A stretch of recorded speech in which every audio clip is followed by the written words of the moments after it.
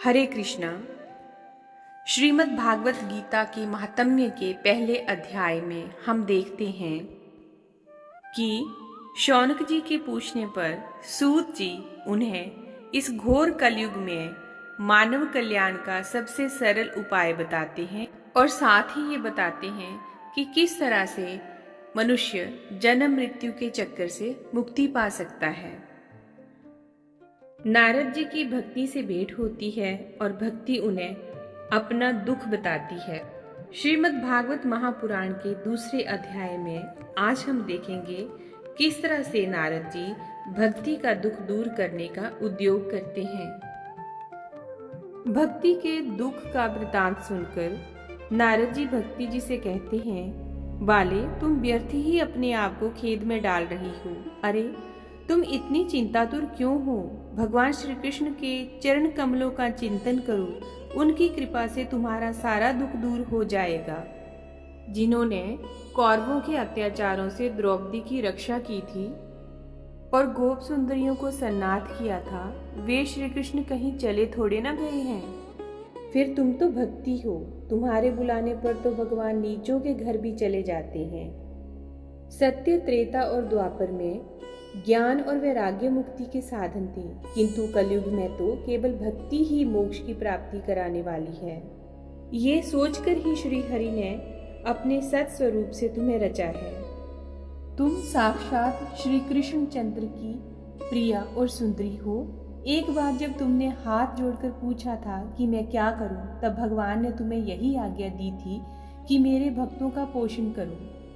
तुमने भगवान की वे आज्ञा स्वीकार कर ली थी। इससे तुम पर श्रीहरि बहुत प्रसन्न हुए और तुम्हारी सेवा करने के लिए मुक्ति को तुम्हें दासी के रूप में दे दिया और इन ज्ञान और वैराग्य को पुत्रों के रूप में।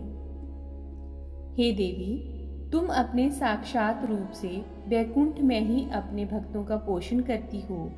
भूलोक में तो तुमने उनकी पुष्टि के लिए केवल छाया रूप धारण कर रखा है। देवी, तब तुम मुक्ति, ज्ञान और वैराग्य को साथ लिए पृथ्वी तल पर आईं और सतयुग से लेकर द्वापर पर्यंत बड़े आनंद से रहीं। कलयुग में तुम्हारी दासी मुक्ति पाखंड रूप रोग से पीड़ित होकर क्षीण होने लगी थी, इसलिए वह तो तुरंत ही तुम्हारी आज्ञा से वैकुंठ लोक को चली गई। इस लोक में भी तुम्हारे स्मरण करने से ही वह आती है और फिर चली जाती है, किंतु इन ज्ञान वैराग्य को तुमने पुत्र मानकर अपने पास ही रख छोड़ा। फिर भी कलयुग में इनकी उपेक्षा होने के कारण तुम्हारे ये पुत्र उत्साहहीन और वृद्ध हो गए हैं। फिर भी तुम चिंता न करो, मैं इनके नवजीवन का उपाय सोचता हूँ। कलयुग के समान कोई भी युग नहीं है। इस युग में मैं तुम्हें घर घर में प्रत्येक पुरुष के हृदय में स्थापित कर दूंगा। देखो, अन्य सब धर्मों को दबाकर और भक्ति विषयक महोत्सवों को आगे रखकर यदि मैंने लोक में तुम्हारा प्रचार न किया तो मैं श्री हरि का दास नहीं। नारद जी भक्ति से कहते हैं, इस कलयुग में जो जीव तुमसे युक्त होंगे वे पापी होने पर भी बेखटके भगवान श्री कृष्ण के अभय धाम को प्राप्त होंगे। जिनके हृदय में निरंतर प्रेम रूपणी भक्ति निवास करती है, वे शुद्धांत कर्ण पुरुष स्वप्न में भी यमराज को नहीं देखते।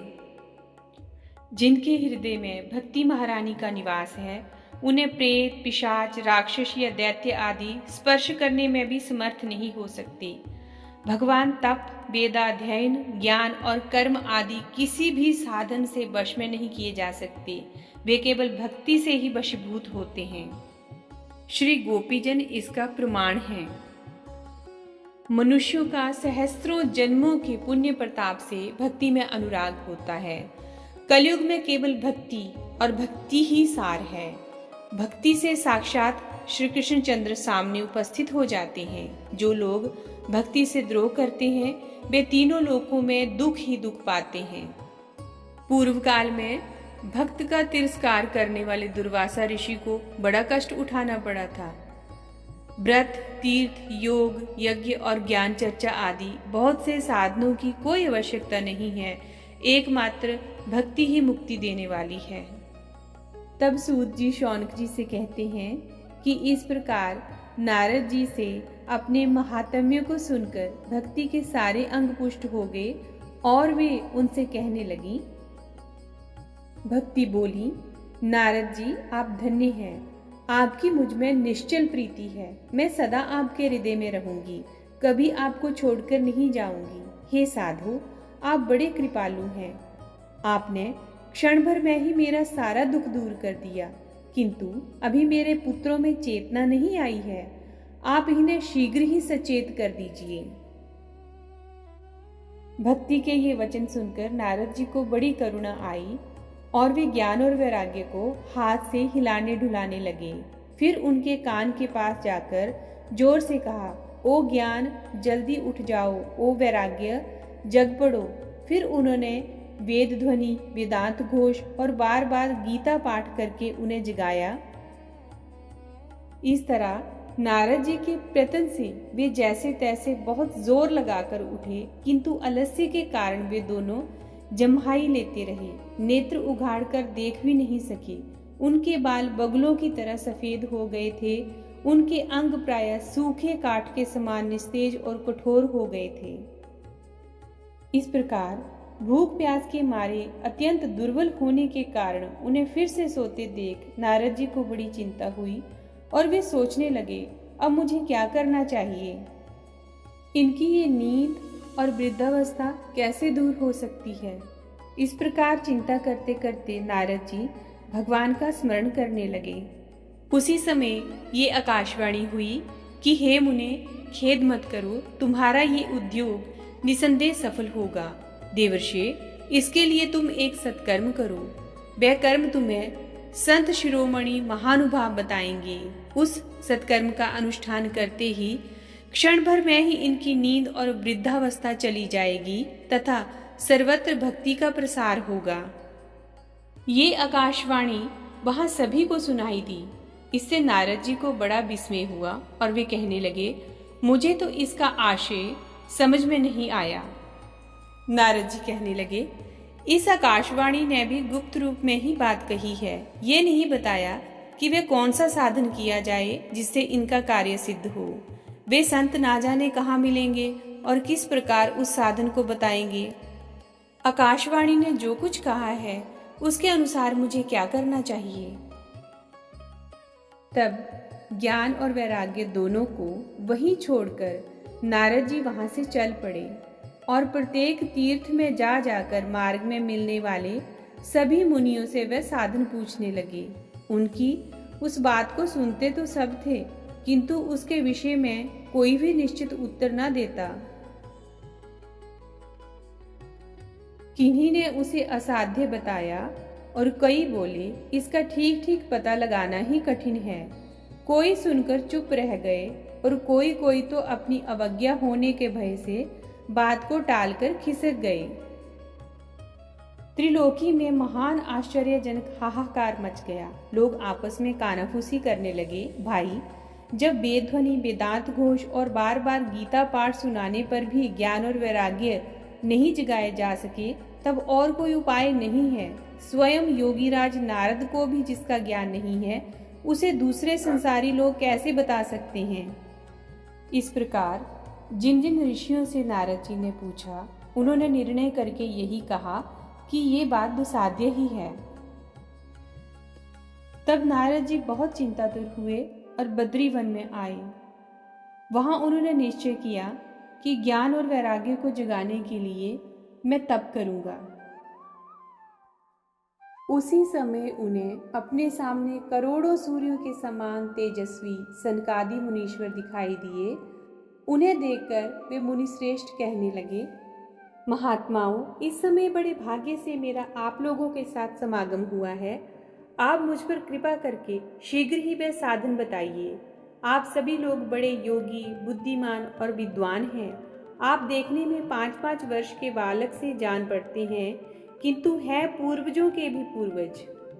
आप लोग सदा वैकुंठ धाम में निवास करते हैं, निरंतर हरि कीर्तन में तत्पर रहते हैं, भगवत लीला अमृत का रसास्वादन कर सदा उसी में उन्मत्त रहते हैं और एकमात्र भगवत कथा ही आपके जीवन का आधार है। हरि शरणम, ये वाक्य सर्वदा आपके मुख में रहता है। इसी से काल प्रेरित वृद्धावस्था भी आपको बाधा नहीं पहुंचाती।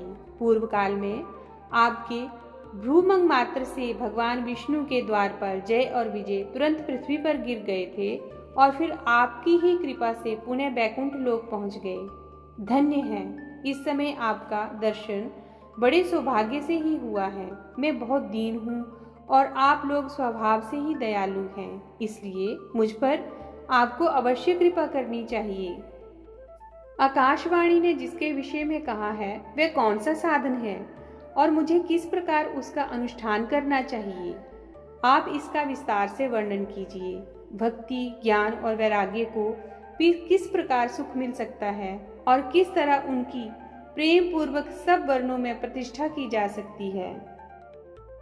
नारद जी की बात सुनकर सनकादि मुनियों ने कहा, देवऋषि आप चिंता न करें, मन में प्रसन्न हों। उनके उद्धार का एक सरल उपाय पहले से ही विद्यमान है। नारद जी आप धन्य हैं, आप विरक्तों के शिरोमणि हैं, श्री कृष्ण दासों के शाश्वत पथ प्रदर्शक एवं भक्ति योग के भास्कर हैं। आप भक्ति के लिए जो उद्योग कर रहे हैं वह आपके लिए कोई आश्चर्य की बात नहीं समझनी चाहिए। भगवान के भक्त के लिए तो भक्ति की सम्यक स्थापना करना सदा ही उचित है। ऋषियों ने संसार में अनेकों मार्ग प्रकट किए हैं, किंतु वे सभी कष्ट साध्य हैं और परिणाम में प्रायः स्वर्ग की प्राप्ति कराने वाले ही हैं। अभी तक भगवान की प्राप्ति कराने वाला मार्ग तो गुप्त ही रहा है। उसका उपदेश करने वाला पुरुष प्रायः भाग्य से ही मिलता है।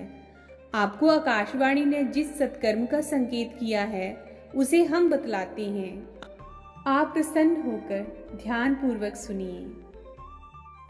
नारद जी, द्रव्य यज्ञ, तपो यज्ञ, योग यज्ञ और स्वाध्याय रूप ज्ञान यज्ञ, ये सब तो स्वर्ग आदि की प्राप्ति कराने वाले कर्म की ओर ही संकेत करते हैं।